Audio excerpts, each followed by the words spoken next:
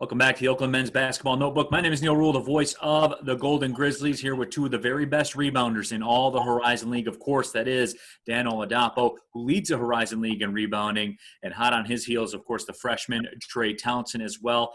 And guys, I appreciate the time, and I'm fascinated with rebounding because three-point shots and dunks and everything like that, that always gets the attention of everybody. But you don't get a possession unless somebody rebounds a basketball. You two are two of the best to do it in the Horizon League. And I guess I want to start this off. Trey, with you being a freshman, break down Dan Oladapo's style of rebounding. What makes him a good rebounder? I think the thing that makes him one of the greatest rebounders in our league, right now the best rebounder, is his, determination in using his athleticism to go get the rebound. Like me and him both, we're not the biggest guy. We're always not the tallest guys out there. But just he uses that hard work and athleticism to outmaneuver guys. And he's one of the strongest guys in the league as well. He can push around the biggest of the big and just to go get that rebound. And that's kind of something that I've kind of tried to take upon myself and just seeing how hard he works and then using that to my repertoire as well. Yeah, Boogie, break it down, man. Why is Trey coming in here as a young buck, as a freshman, and being so dominant on the glass as well? Trey uses more of Trey has a different style of rebounding from me. I think he uses more of his length than athleticism. And also he wants those rebounds. Rebounding is it's a selfish stat. It's the only stat like that.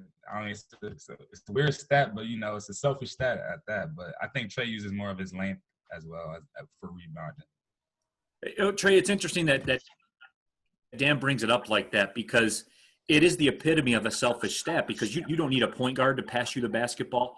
If you want the basketball, you got to outwork 9 other people on the floor, including your own teammates. You have to outwork everybody in that building to get the basketball at that time. Is that a mentality that you approach rebounding with, that is your basketball and no one else out here is getting it? Facts. Yeah, it's definitely – rebounding is one of my, favorite things because – you could be it's something that's, like you said, just straight based off of effort, and you could be working your hardest and not hitting shots or making shots all the time. But rebounding is something that if everything else isn't going well, you just work hard and then you're able to get those rebounds because, like you said, it's that selfish stat that even if you're not making shots, that's something that you can always do to help benefit the team, and it will always help the team no matter what, even though it is a selfish stat. But that's definitely a mentality to have. Well, it's a situation where it's definitely good to be selfish. That's a good selfish stat in that regard. So, Dan, with Trey, freshman comes in here, and Coach Campy said this to me many times in lots of interviews that we did before the season started, during the season. I'm sure he'll continue to talk about it as well.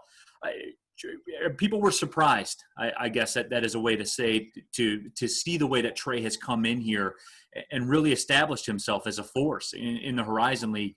As a freshman, I know that you've kind of taken Trey under your wing a little bit. Give me a good Trey Townsend story in that something that he's done, something where it's shown that he's come along, and you've really made your mark on him as well.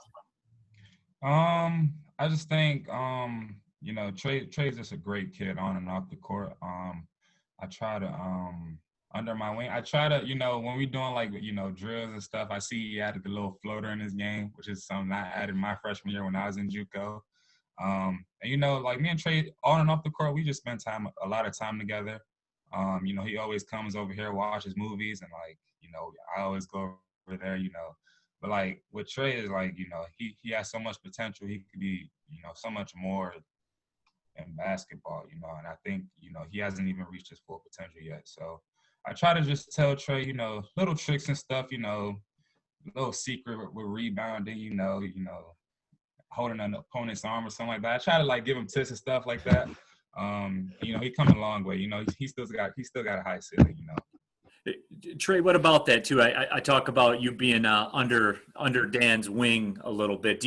Is he like the old man in the relationship? He's trying to teach you veteran tricks and stuff like that. Like Boog's been in the league for 20 years or something like that. Like, do you call him pops or grandpa or anything? Definitely, I'll call him Big Bro all the time. I'll text him. I'll be like, "Hey, Big Bro, you want to go to the gym or something like that?" But he's just really helped me, become a more vocal player because I've always been kind of quiet, but seeing how he leads, not just me and just me as a young guy, but pretty much everyone on the team has really helped me use my vocal, be more vocal on the court as well as, like you said, taught me the little floater to add to my game. So he's always, whenever he has the opportunity, he's always teaching me something to help me better my game. And I just, I'm thankful for that. And like you said, off the court, we're just as close as we are as you see on the court, real good buddies, getting food all the time, just trying to build a great relationship, and it translates to the floor, which is good. Dan, as we wrap this thing up here, Dan, I did want to ask you, you look at Trey, you look at Micah, certainly as well, these freshman building blocks that this program has. I think that that's something important for everybody to keep in mind, that the growth that we've seen from this basketball team from, let's be real about it. It was, what was it, like 51-15 at halftime against Xavier or whatever it was. The growth that we've seen from this basketball team at halftime of that Xavier game till now. And then you keep in mind and really extrapolate that out when you go across into March. This team is actively growing year round. I mean, this product that we're seeing right now is not a finished product that we will see in 2 weeks, that we will see in a month or 6 weeks down the road. People got to ride with this team because you guys are all continuing to grow. Yeah, like you said, like we have a very young team. Our four leaders, actually, me, Jalen, Rashad, Kangu, just bringing up the young guys, trying to give them the best advice, trying to give them, every tip possible. Also, like you said, this team is still developing, and I think we have a chance to go far in the class.